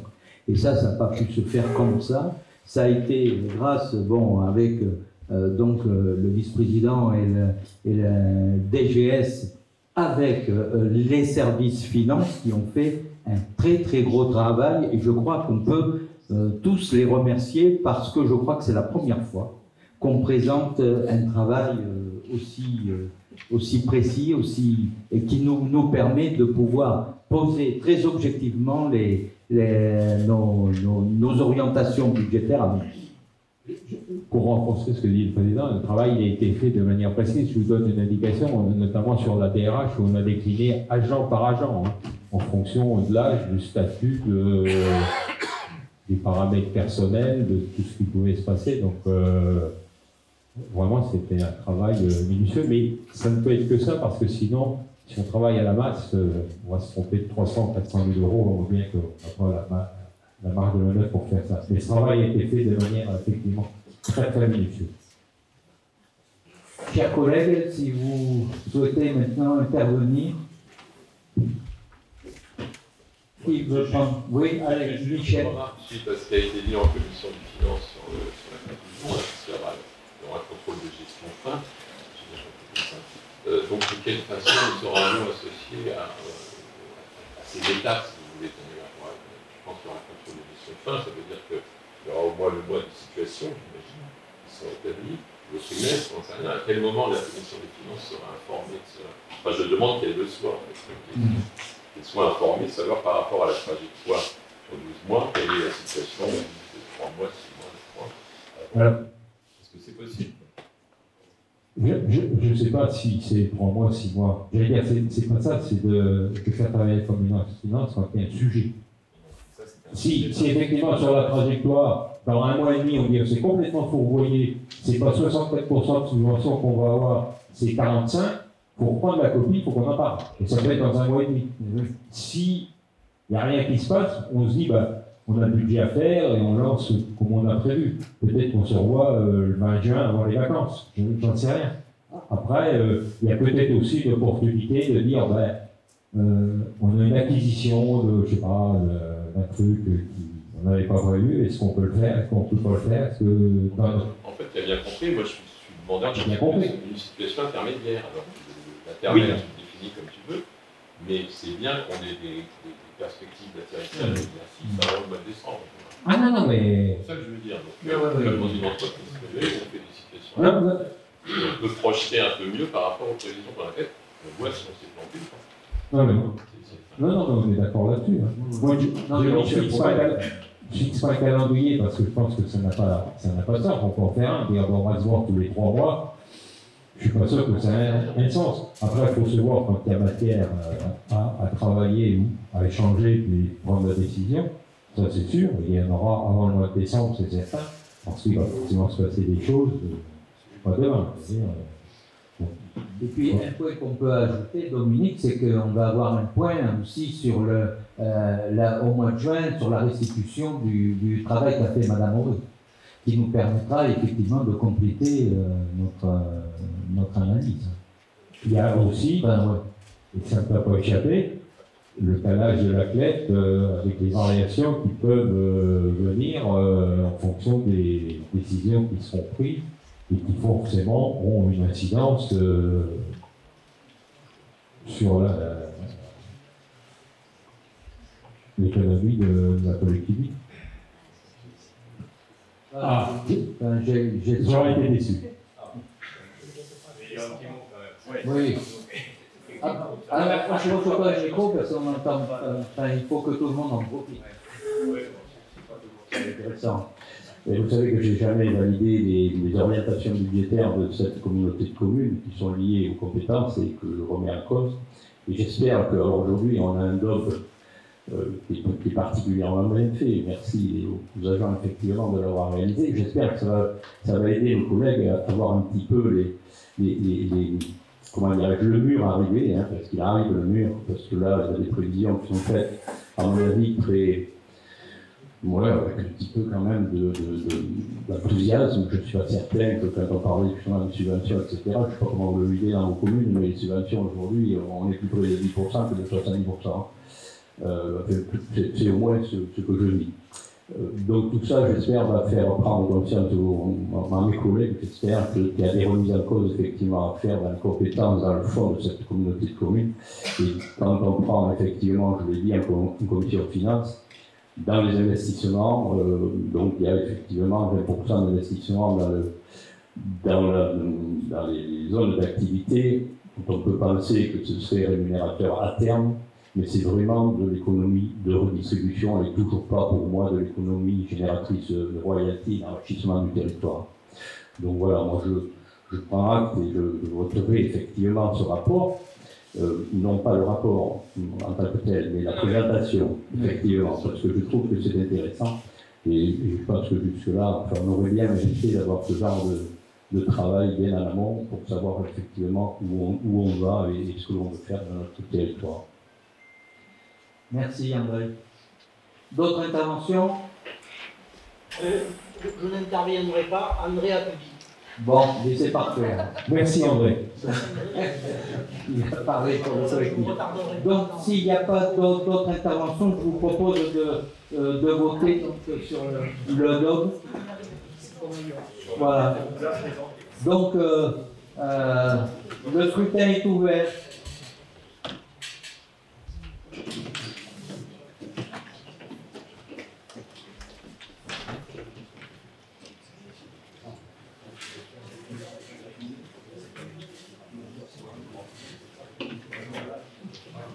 Alors, non, 39, nous avons 2. Ah oui, c'est quoi? Et oui.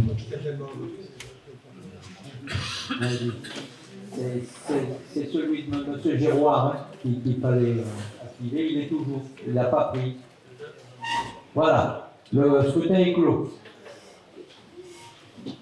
Donc, 41 voix à l'unanimité, donc je vous remercie pour ce vote et qui, du coup, va tout à fait à la compétence des équipes qui ont travaillé dessus. Donc, la délibération suivante concerne l'administration générale, modification des représentants dans les commissions thématiques. En fait, c'est très simple, il y a eu des récentes démissions donc, de conseillers municipaux sur la commune de l'Estiac, et donc on est obligé de rebrasser comme à chaque fois. Voilà, et donc c'est pour valider effectivement cette modification au sein des commissions de la CDC. Donc s'il n'y a pas de questions, non, donc je vous propose de voter, le scrutin est ouvert.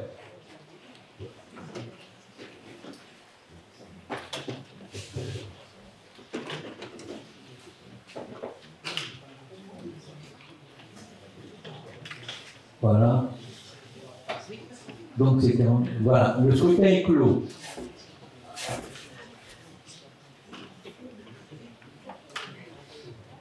« 42 à l'unanimité, je vous remercie beaucoup.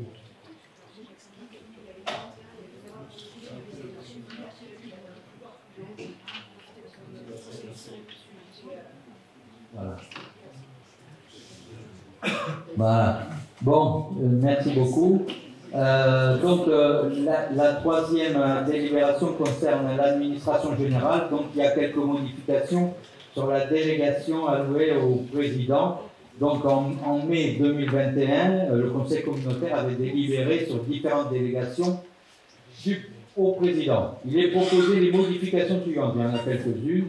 Modifier la délégation en matière d'aide économique pour la passer à 10 000 euros, contre auparavant c'était 8 000 euros, afin de prendre en compte les nouveaux plafonds des aides économiques de proximité.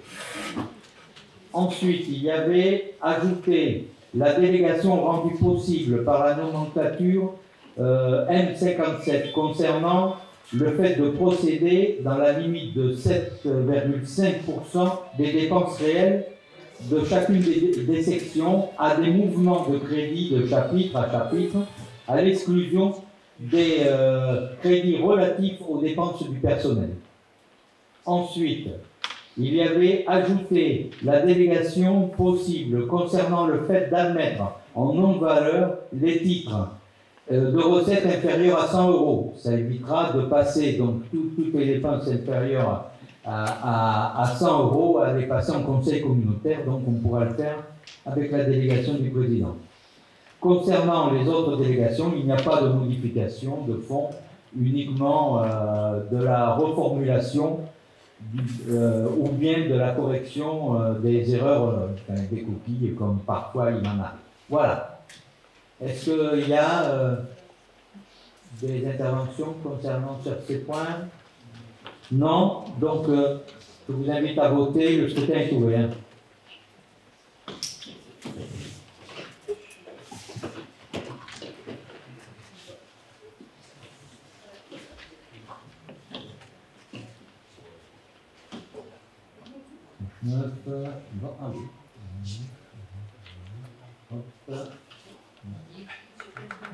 Monsieur Kazumajou pour Madame Fauquet. Le scrutin est clos. 42 voix pour, à l'unanimité, je vous remercie. Délibération suivante, aménagement du territoire, cession d'une parcelle communautaire au lieu dit La Poule à Rions. Monsieur Ricard et Madame Marty se sont portés acquéreurs d'une maison à Rions et souhaiteraient pouvoir acquérir la parcelle juxtant leur terrain ainsi qu'un bâtiment en ruine sur le terrain entourant celui-ci. Pour rappel, le bornage de la première parcelle a déjà été effectué par des anciens propriétaires de la maison après validation du conseil communautaire en 2020. La CDC bénéficierait d'une mise à disposition de ces parcelles dans le cadre de la compétence ENS. Aujourd'hui, ces parcelles et ce bâtiment ne présentent pas un intérêt particulier pour exercer la compétence ENS.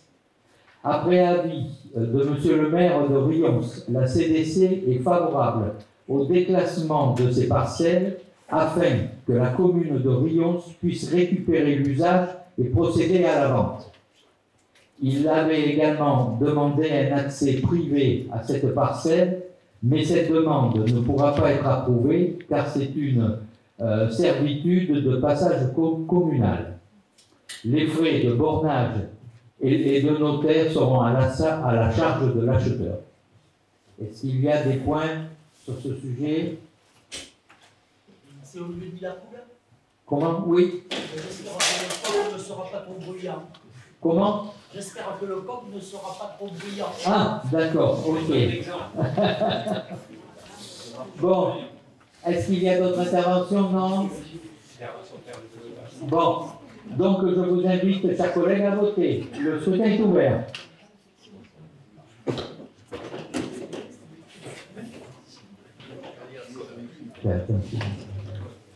Le scrutin est clos. 42 voix pour, je vous remercie beaucoup. Développement économique. Donc c'est notre collègue Dominique Carvel qui va reprendre la main sur l'acquisition et l'extension de la ZA Koudan à Landiras.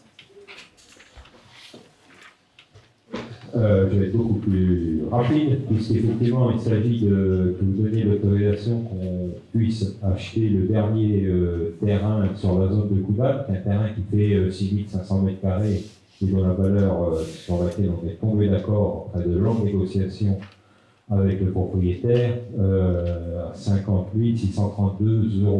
Donc c'est donner l'autorisation.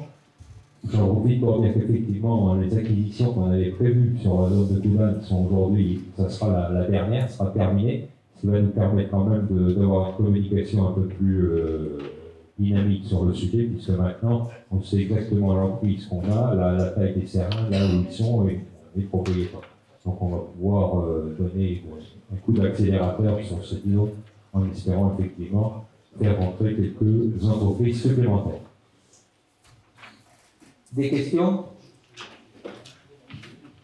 Non? Donc, chers collègues, je vous invite à voter. Le scrutin est ouvert.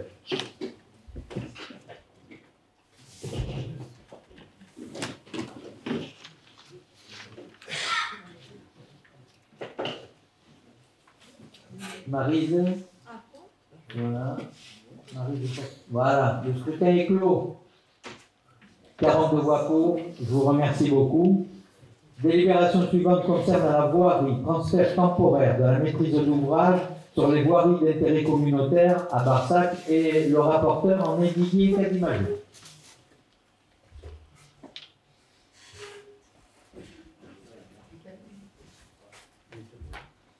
ça marche. Oui, ça marche, tu peux y aller. Bonsoir à toutes et à tous. Oui, donc cette délibération concerne un transfert temporaire de maîtrise d'ouvrage donc sur des travaux de voirie de trait communautaire à Barsac. La commune de Barsac, effectivement, sollicite un transfert temporaire de maîtrise d'ouvrage sur 3 voies de trait communautaire, puisqu'ils doivent réaliser donc l'aménagement de Bourg sur la rue du Docteur Bourg, rue du Prunier, rue Pasteur.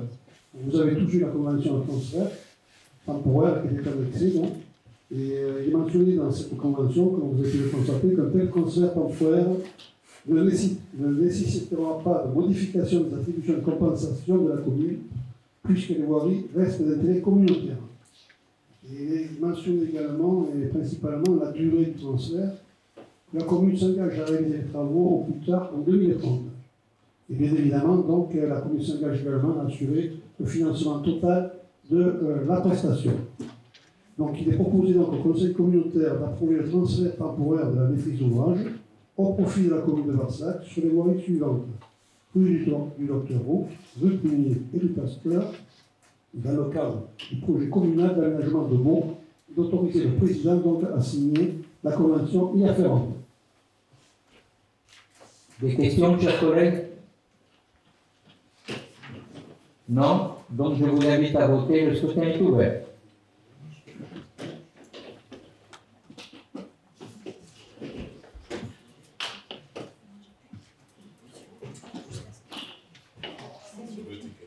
Le scrutin est clos. 42 voix pour, je vous remercie. Donc, délibération suivante. Prévention et gestion des déchets. Autorisation de signature du contrat de reprise option filière vert pour la période de 2024-2029. Et la rapporteuse est Mylène Dehaut. Vas-y, chers collègues. Bonsoir tout le monde.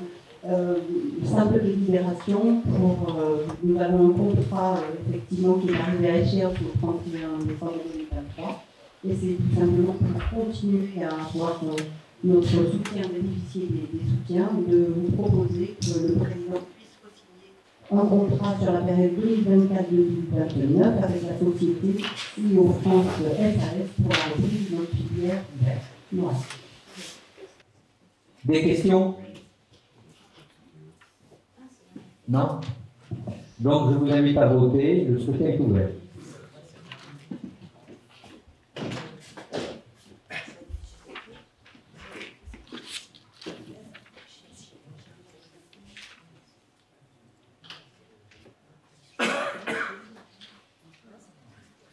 François? Le scrutin est clos. 42 voix pour, je vous remercie. Point suivant, urbanisme, prise en considération des projets d'aménagement et instauration d'un périmètre de sursis à statuer sur le secteur Les Aires à Rions, et le rapporteur en est Alain Quérès. Merci Monsieur le Président, bonjour, bonsoir à toutes et tous.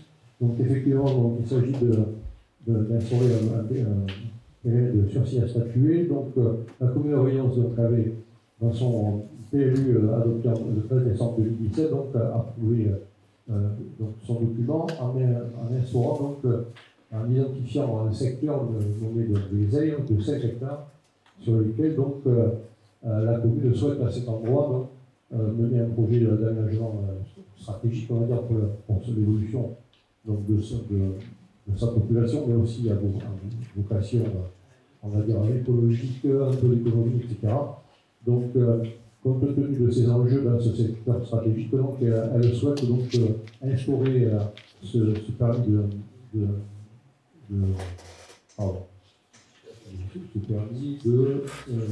sursis à statuer, voilà, excusez-moi.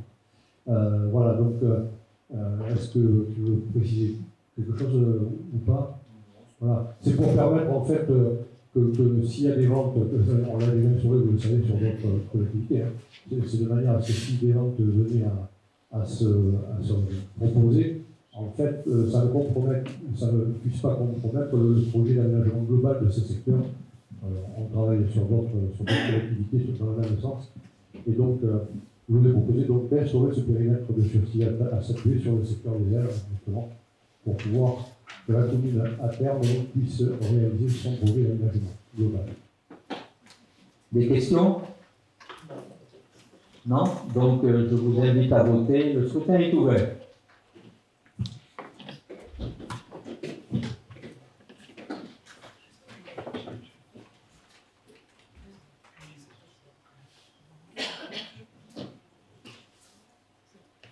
Le scrutin est clos.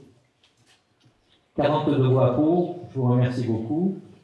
Donc, le point suivant concerne la culture. Dans le règlement de soutien au dispositif CNDT du département de la Gironde pour les communes du territoire Convergence Garonne pour l'année 2024. Alors, en l'absence de Jérôme Gauthier, vice-président, donc il m'appartient de vous le présenter. Donc, dans le cadre des spectacles du programme Tous en scène du département organisé entre le 1er juin et le 30 septembre, la CDC souhaite apporter un soutien supplémentaire aux communes participantes. Pour cela, un règlement a été travaillé avec la commission culture pour fixer les règles d'attribution. Les dossiers devront être déposés avant le 15 mars et le financement sera d'un maximum de 1 000 € sans possibilité de dépasser 25% du budget total du spectacle. Voilà, est-ce qu'il y a des questions? Non? Donc, je vous invite à voter. Le scrutin est ouvert.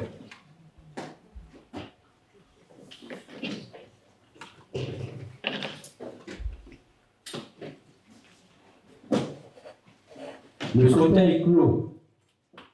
42 voix pour, je vous remercie beaucoup. Toujours dans le cadre de la culture, appel à projet culture 100% EAC 2024, soutien au projet d'éducation artistique et culturelle sur le territoire. Pour rappel, depuis 2022, la CDC est labellisée 100% éducation artistique et culturelle, EAC. Dans ce cadre, il est proposé de faire un appel à projet avec une enveloppe de 5 500 € afin de soutenir financièrement les initiatives culturelles du territoire.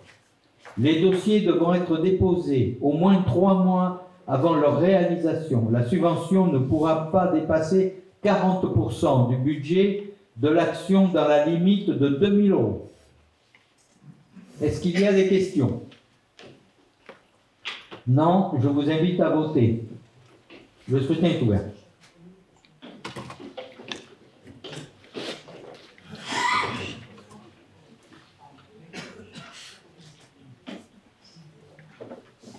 Le scrutin est clos. 42 voix pour, je vous remercie beaucoup. Délibération suivante concerne l'enfance et jeunesse, partenariat pour l'organisation d'une formation générale BAFA 2024. Et je passe la parole à notre collègue Jean-Patrick Soulet. Merci, Président. Donc, la communauté de communes va s'engager cette année, elle va renouveler notre partenariat qu'on avait avec la commune de Podensac et Famille Rurale pour faire passer le BAFA à des jeunes qui ont 16 ans. C'est quelque chose qui est historique avec la commune de Podensac et la communauté de communes. Ça avait été suspendu donc, pendant la crise sanitaire en 2020-2021 et ça a été relancé en 2022. Donc l'engagement et le partenariat que l'on a avec la commune de Podensac met à disposition ses locaux et ses espaces dédiés à la formation. Et la petite commune s'engage sur le suivi administratif des inscriptions et verse une subvention de 200 € repas compris pour chaque jeune. En contrepartie, ces jeunes s'engagent à effectuer 2 jours de bénévolat au sein des accueils de loisirs du territoire. Et ils seront également prioritaires pour effectuer leur stage pratique dans les structures communautaires en fonction des places disponibles et des obligations réglementaires relatives à la qualification des encadrants. Les objectifs de ce partenariat sont rendre la formation générale du BAFA financièrement accessible aux jeunes du territoire, leur permettre d'avoir une formation géographiquement proche sur le territoire de la CDC et accompagner ces jeunes dans une démarche d'insertion dans le travail et l'autonomie. Le bilan 2023 a montré l'atteinte des objectifs par l'inscription de 25 stagiaires, capacité maximum, dont 22 sur du territoire, et une validation de la session BAFA de ces 25 inscrits, stagiaires. 12 stagiaires, 8 travaillant déjà sur le service en temps jeunesse et 4 stagiaires extérieurs ont déjà été accueillis au sein de nos activités d'accueil de loisirs sur le territoire en 2023. Donc il faut que vous autorisiez donc, le président à signer la convention avec la commune de Podensac et famille rurale et exactement toutes les pièces afférentes bien sûr à la bonne conduite de ce dossier. Des questions, chers collègues? Non, donc je vous invite à voter. Le scrutin est ouvert.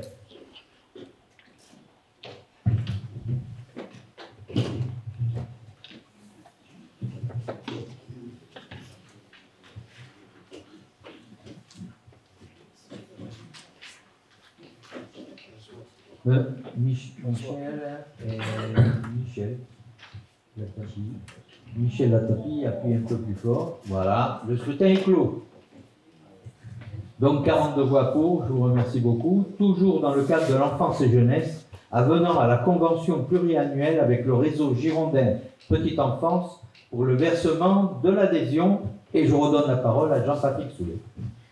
Merci. Donc, depuis 2017, la communauté de communes adhère à l'action éveil culturel et petite enfance du réseau girondin Petite Enfance Santé, afin de permettre aux professionnels de la petite enfance, de la CDC, des 0-6 ans, de la communauté de communes, des communes et des associations, de bénéficier de différents services de ce réseau.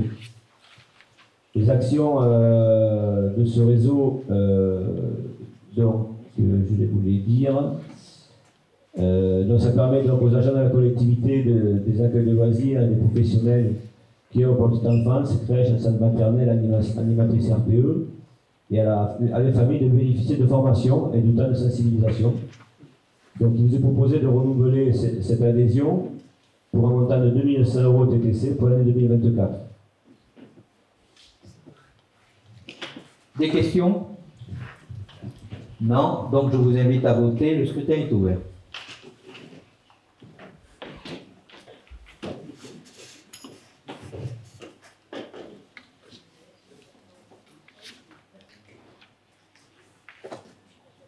Michel, toujours, appuie bien, voilà. Le scrutin est clos. 42 voix pour, je vous remercie beaucoup. Donc la délibération suivante concerne le tourisme. Groupement de commandes pour le marché d'accompagnement à la fusion des offices de tourisme. Et je donne la parole à notre collègue Thomas Filiatre. Merci Président, bonsoir à tous. Donc effectivement, on en avait parlé lors de la délibération du 25 octobre 2023. On a approuvé effectivement ce principe-là de partir sur une fusion des offices et d'être accompagné surtout pour faire cette fusion entre l'office de tourisme de Convergence-Garonne, Sud-Gironde et Bazadé. Et pour ça, on a besoin évidemment d'être accompagné par quelqu'un de neutre. Donc c'est une délibération portant sur le groupement de commandes et le coordinateur de ça, ce sera la communauté de communes du Sud-Gironde, qui est évidemment chargé de centraliser les besoins, de définir, évidemment en concertation avec tout le monde, on travaille de manière mutualisée entre CDC et Office, tout ce qui est organisation technique, administrative, et puis voilà, en gros. Voilà, je crois qu'il faut désigner. Et après, ouais, il faut aussi, donc il faut approuver ça, et il faut désigner effectivement un représentant titulaire de la CDC et un suppléant. Alors, je propose effectivement d'être titulaire si ça va à tout le monde. Et puis, suppléant, je vais proposer Dominique, mais je n'aurai pas forcément besoin d'être là parce que j'y serai. Donc, voilà. Mais en tout cas. Est-ce qu'il y a des questions ou des gens qui seraient des candidats? Oui, Michel. Juste une question. Il s'agit, j'ai bien compris qu'il s'agissait d'une fusion des offices qui pour le moment n'ont pas tous le même statut. C'est ça. Des équipes, des associations syndicales. On n'est pas en train de créer une suprastructure qui va encore. Non. Justement, c'est de remettre à plat. D'accord. C'est de remettre à plat c'est clair dans le cahier des charges, c'est remettre à plat qu'il y ait une seule et même entité. Qui effectivement, le gros point sera le point RH et juridique, ça c'est sûr. Ça compte au moins pour 60%, où il faudra être d'accord sur les statuts. Donc on a un prévisionnel de planning en tête, c'est qu'il faut qu'à l'été, cet été-là, il faut qu'on soit d'accord sur le système juridique du futur office. Est-ce qu'on part sur un EPIC, une association ou autre? Et ensuite, effectivement, donc, travailler essentiellement cette année, parce qu'on veut être prêt au 1er janvier 2025. Donc ça va demander du travail pour les équipes et pour les CDC. D'autres questions? Non? Donc je vous propose de voter. Le scrutin est ouvert.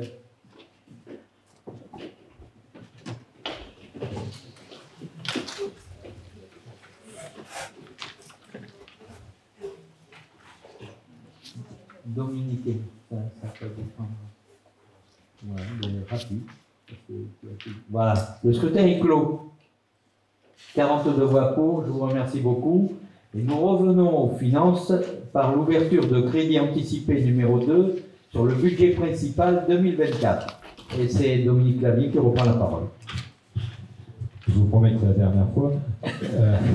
Donc c'est une ouverture de crédit anticipé comme on le fait d'habitude quand le budget n'est pas voté. Je rappelle que effectivement sur ce budget, on avait par la possibilité d'engager jusqu'à 467 490 €, que dans la délibération numéro 1 qu'on a pris sur ce sujet, on a déjà débloqué 215 000 €. Donc il nous reste effectivement un solde disponible en une marge de manœuvre de 252 490. Et ce soir, je vous demande de valider une autorisation à hauteur de 72 200 €, dont les deux principaux montants sont la mise à jour du site internet qui pèse pour 36 000 €. Et je n'insisterai pas sur la nécessité de mettre ce site à jour parce qu'on a besoin de communiquer de manière importante et de manière très claire pour défendre nos politiques, que ce soit de toute façon ou pas d'autre. Et la mise, deuxième poste, c'est la maîtrise d'œuvre de l'aire de camping-car sur Cadillac pour 30 000 €. Des questions? Non? Donc je vous invite à voter. Le scrutin est ouvert.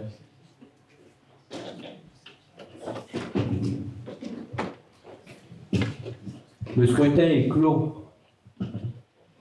41 voix pour et une abstention. C'est Madame Kasimajou. Voilà. Donc, point suivant concerne les ressources humaines. Donc, c'est une délibération donnant mandat au centre de gestion de la fonction publique territoriale de la Gironde pour le lancement d'une consultation pour la passation d'une convention de participation dans le domaine de la protection sociale complémentaire. Pour rappel, les employeurs publics doivent contribuer au lancement des garanties d'assurance de protection sociale complémentaire, c'est-à-dire aux mutuelles et prévoyance. La CDC fait déjà depuis janvier 2019, à hauteur de 15 € si l'agent adhère à la mutuelle ou à la prévoyance et de 25 € si l'agent adhère aux deux mutuelles et prévoyance. La législation évolue et cette participation deviendra obligatoire pour le risque de prévoyance à partir du 1er janvier 2025 et pour le risque santé à partir du 1er janvier 2026 avec un montant minimum de 15 € par agent. Afin d'avoir de meilleures offres, la CDG propose de lancer une consultation regroupant les besoins des collectivités souhaitant faire partie du groupement. Pour cela, nous devons donner mandat au CDG 33. Une fois les offres reçues, la CDC pourra décider d'y adhérer ou non. On verra si ça vaut le coup ou pas. Est-ce qu'il y a des questions? Non, donc je vous invite à voter. Le scrutin est ouvert.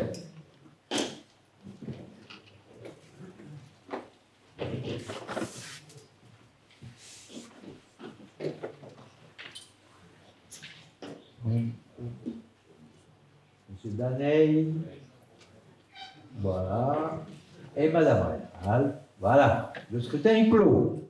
42 voix pour, je vous remercie beaucoup. Délibération suivante. Ressources humaines, toujours dans le cadre des ressources humaines, proposition de mise à disposition d'un agent en charge de l'urbanisme par la CDC au profit de la commune de Podensac. Vous savez, c'est cet agent que l'on met à disposition de la commune de Podensac pour l'ADS. Hein? Ça, c'est chaque année. Ça revient, si vous avez bonne mémoire, chaque année, on vous le remet. Voilà. Donc, est-ce qu'il y a des questions? Non? Donc, chers collègues, je vous invite à voter.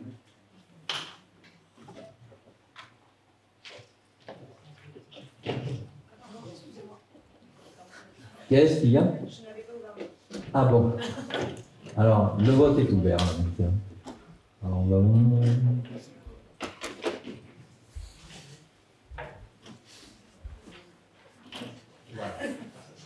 Le scrutin est clos. Ah, il faut appuyer sur les appels. On est épuisé là. 42 voix. Je vous remercie beaucoup. Et la dernière délibération pour ce conseil communautaire concerne le marché public et renouvellement de l'adhésion au groupement de commande d'achat d'énergie du SDEG. Et je redonne la parole à notre collègue Didier Casimajou. Je vous remercie, Président. Le SDEG a invité la communauté de communes à se prononcer sur le renouvellement de l'adhésion au groupement de commande d'achat d'énergie, électricité et gaz. La communauté de communes est en effet actuellement membre de ce groupement qui a été attribué pour les marchés gaz et électricité aux différents opérateurs. Vous voyez donc sur la délibération. Ces contrats se terminent donc le 31/12/2025 et le groupement permet à la collectivité d'obtenir de meilleurs prix par rapport à une mise en concurrence qu'elle effectuerait de manière isolée. En effet, ce groupement réunit plus de 2800 personnes publiques pour un volume de 1800 GWH, qui veut dire, pour les techniciens, personne ne sait, c'est parfait. Gigawattheure. Le SDEG a également à la disposition de ses membres de solutions informatiques de management énergétique permettant donc le suivi et l'analyse des consommations et des dépenses énergétiques, le regroupement de l'ensemble des espaces clients des fournisseurs populaires, la conservation de l'historique des données, la gestion simplifiée des contrats d'énergie, l'attachement, détachement et l'optimisation, et la gestion énergétique simplifiée patrimoniale. Considérant la nécessité de renouveler donc l'adhésion de la communauté de communes au groupement entre du SDEG pour l'achat d'énergie, donc, considérant que la mutualisation permet d'effectuer plus efficacement les opérations de mise en concurrence pour obtenir de meilleurs prix, considérant que le SDEG, syndicat départemental de l'énergie électrique de la Gironde, demeure le coordinateur du groupement, il sera proposé donc au conseil communautaire d'approuver le renouvellement d'adhésion au groupement de commande d'électricité et gaz naturel. Des questions? Non? Donc je vous invite à voter. Le scrutin est ouvert.